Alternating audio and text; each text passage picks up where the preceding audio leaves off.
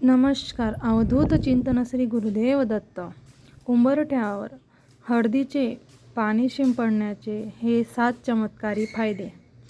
घरच्या उंबरठ्यावर हळदीचे पाणी शिंपडल्याने सकारात्मक ऊर्जा येते.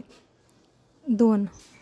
उंबरठ्यावर हळदीचे पाणी शिंपडल्याने राहूचे दुष्परिणाम घरावर होत नाही.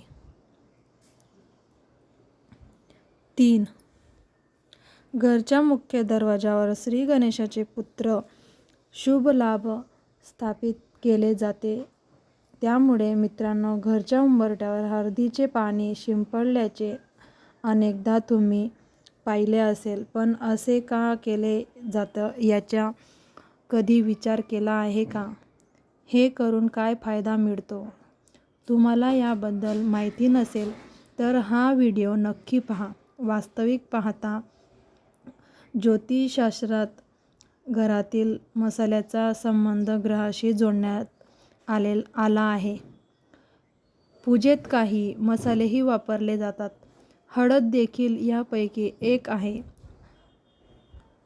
आयुर्वेदात हळद खूप फायदेशीर असल्याचे सांगितले गेले आहे आणि ज्योतिषशास्त्रातही तिच्या गुणधर्माविषयी बोलले जाते.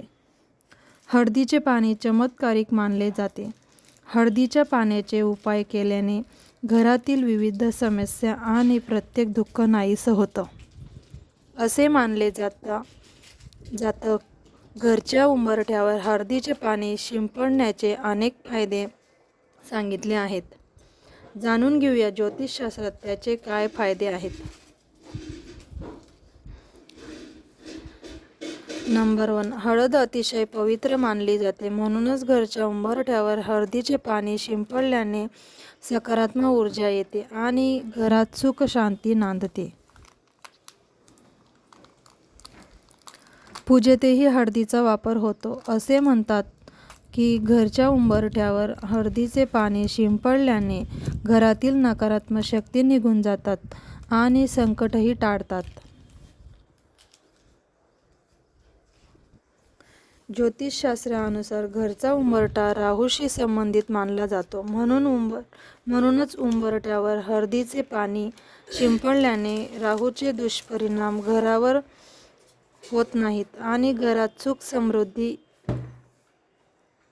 आणि वृद्धी होते.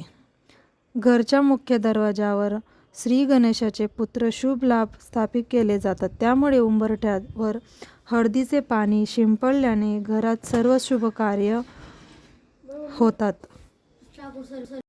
असे मानले जाते की दररोज उंबरठ्याशी स्वस्तिक काढून नंतर त्यावर हळदीचे पाणी शिंपडल्यास माता लक्ष्मी आणि माता अन्नपूर्णा प्रसन्न होतात आणि घरात लक्ष्मीचा वास कायम राहतो.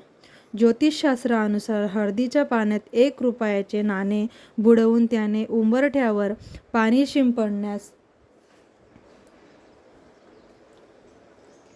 शिंपडून रुपया देवघरात ठेवल्यास जीवनात पैशांची कमतरता कधीच भासत नाही. व्हिडिओ आवडला तर लाईक करा, सबस्क्राईब करा, शेअर करा. श्री स्वामी समर्थ. अवधूत चिंतन श्री गुरुदेव दत्त. आजचा व्हिडिओ तुम्हाला कसा वाटला हे कमेंटमध्ये नक्की सांगा.